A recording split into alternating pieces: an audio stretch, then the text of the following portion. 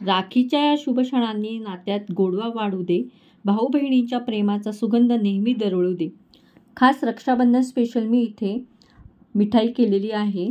Gas न पेटवता आपण ही मिठाई करू शकतो. खूप छान आणि सोपी पद्धत आहे आणि पटकन होते आणि खाण्यास अतिउत्तम. विकत मिळणारी मिठाई ही खूप महाग तर असतेच, पण ती व्यवस्थित हायजीन पण नसते. त्यामुळे आपण आता घरीच सोप्या पद्धतीने मिठाई कशी बनवायची ते पाहूया. चला आपल्या किचनमध्ये. इथे मी 1.5 वाटी मिल्क पावडर घेतलेली आहे, अर्धी वाटी खोबऱ्याचं किस घेतलेलं आहे, अर्धी वाटी दूध, ड्रायफ्रूट्स घेतलेले आहेत आणि मी पिठी साखर घेतलेली आहे अर्धी वाटी. तर चला आपण कसं कृती करायची ते पाहूया.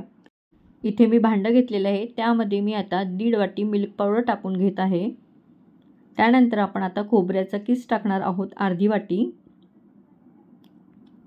बारीक केलेली साखर म्हणजे पिठी साखर करून घेतलेली मी ती टाकत आहे अर्धी वाटी. त्यानंतर आपण हे सर्व छान असं मिक्स करून घेऊयात. मिक्स करून घेतलं की आपण ह्याच्यामध्ये थोडे थोडे दूध टाकून घेऊया आणि व्यवस्थित मिक्स करूयात. दूध टाकताना थोडेच टाकायचे अगोदर, नाही तर ह्याच्यामध्ये दूध टाकले की पटकन हे पातळ होतं मिश्रण. थोडं थोडं दूध टाकून आपण व्यवस्थित मिक्स करून घेऊया. आता तुम्ही इथे बघा छान असा गोळा तयार झालेला आहे. आता ह्या गोळ्याचे आपण 2 पार्ट्स करणार आहोत. एका पार्ट्समध्ये आपण ड्रायफ्रूट्स वगैरे टाकणार आणि एक तसाच ठेवायचा आहे. तर आपण जे जे ड्रायफ्रूट्स घेतलेले आहेत ते मी इथे मिक्स करून घेते. काजू, बदाम, पिस्ता, मनुके घेतलेले आहेत मी इथे. आणि आता थोडा फूड कलर टाकत आहे. ऑप्शनल आहे, तुम्ही टाकू शकता किंवा नाही टाकला तरी चालेल. तो मी टाकलेला आहे इथे थोडासा. आणि आता हे सर्व मिश्रण आपण छानपैकी मिक्स करून घेऊयात. हे पहा किती छान दिसत आहे ना. मगाशी आपण एक गोळा बाजूला करून ठेवलेला या मिश्रणाचा. आता आपण ते लाटून घेऊयात. हे पहा तुम्ही इथे आपले छान लाटून झालेलं आहे. आता आपण काय करूया, थोडं शेप देऊया.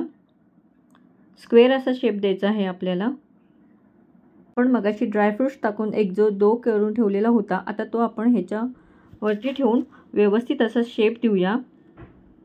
स्क्वेअर शेप द्यायचा आहे. तुम्ही इथे पहा की मी कसा शेप देत आहे.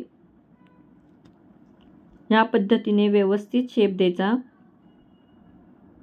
मी खाली एक प्लॅस्टिक बॅग घेतलेली आहे. किती छान दिसत आहे ना आपली मिठाई. आणि आता आपण ह्या पेपरमध्ये थोडा वेळ रॅप करू आणि 10 मिनिटासाठी आपण फ्रीजमध्ये ठेवूया. आणि त्यानंतर आपण पाहू आपली मिठाई कशी तयार झालेली आहे ती. 10 मिनिटांनंतर मिठाईसाठी आपण हा जो रोल केलेला आहे तो सेट झालेला आहे. आता आपण त्याच्यावरती चांदीचं वर्क लावून घेऊया, म्हणजे एकदम बाजारासारखीच आपली मिठाई दिसणार आहे इथे.